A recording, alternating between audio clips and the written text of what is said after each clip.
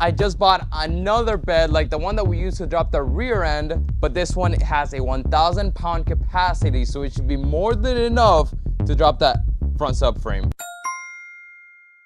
Boom, baby! My smarts have kicked in. We have a plan, I have an idea. And the idea is we're gonna move this table out of the way, and that should give us enough space to then put the subframe and the engine tucked in this little corner, and that will allow us to move the chassis to the very front, and then the new chassis, when it gets here, can go in the back. Look at that 900 IQ play, baby. Okay, I think we can now drop everything.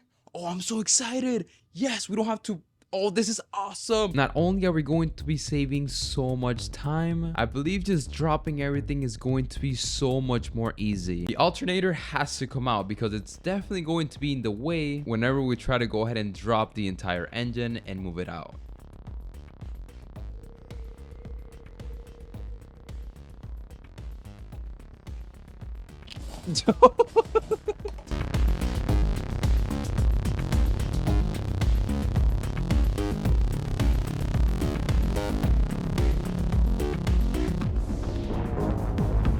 When these cars are stolen or stripped, one thing I'm noticing from the auction pictures is they actually cut off this bar because strangely enough, on the Corvettes, the chassis leg is actually welded to the front bash bar, which is never a thing. This is the first time I ever see this. They chop and then they can bring everything out. I'm not saying I'm getting inspired by people who steal cars, but I am saying let's do exactly what they do to make my life a whole lot easier, especially since this chassis is not gonna be used for anything.